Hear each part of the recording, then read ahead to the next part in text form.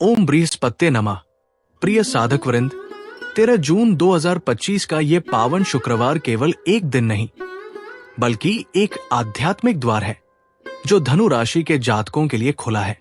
आज मां लक्ष्मी का दिन है और आपकी राशि के स्वामी बृहस्पति देव, जो स्वयं ज्ञान, धर्म और अध्यात्म के गुरु है। जब शुक्र की करुणा और बृहस्पति की श्रद्धा मिलती है तो एक अलौकिक ऊर्जा जन्म लेती है जो केवल भक्त और साधक ही अनुभव कर सकते हैं। धनु राशि का स्वभाव होता है विस्तार, खोज और लक्ष्य की ओर तीव्र गति।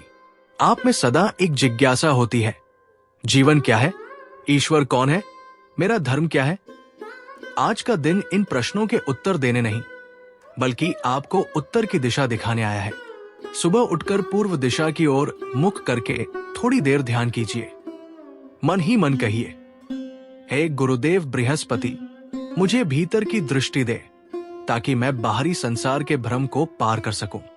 आप देखेंगे कि आज आपका मन अशांत नहीं बल्कि एक शांत, गहरी नदी की तरह बहता है जिसमें केवल ईश्वर की छाया दिखती है। आज शुक्र का प्रभाव आपकी सुख सुविधाओं, संबंधों और सौंदर्य भाव पर रहेगा। लेकिन धनु राशि के लिए संदेश है, सच्चा सौंदर्य वो नहीं जो आंखों को भाए बल्कि वह जो आत्मा को शांत कर दे। इसलिए आज बाहरी आकर्षण से हटकर अपने भीतर के सौंदर्य को सजाइए। वो भक्ति से, दया से, क्षमा से और सेवा से सजता है। यदि जीवन में किसी कार्य को लेकर असमंजस है तो आज निर्णय न ले बल्कि प्रार्थना करें, हे भगवान श्रीहरि, मैं अपनी बुद्धि तेरे चरणों में अर्पण करता हूं। तू ही मेरे जीवन का सारथी बन। आपके लिए सबसे बड़ी शक्ति आज समर्पण है।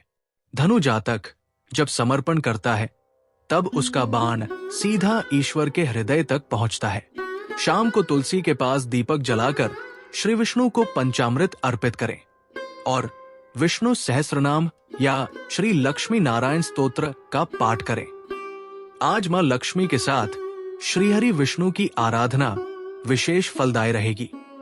आज का पुण्य कार्य किसी छात्र को ज्ञान का साधन देना, जैसे पुस्तक, कलम या प्रेरणा।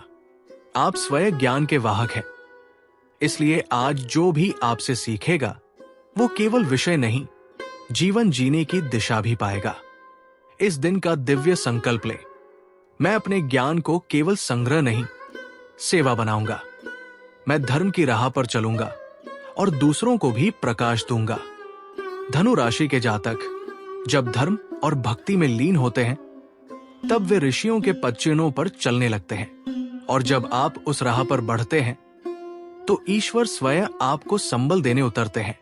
यदि ये दिव्य भविष्य फल आपके भीतर का ज्योतिपुंज जागृत कर रहा है तो इसे औरों तक पहुंचाइए और नीचे कमेंट करें, ओम नारायणाय विद्महे वासुदेवाय धीमहि तन्नो विष्णुः प्रचोदयात्, या मैं धर्म की राह पर एक साधक हूं।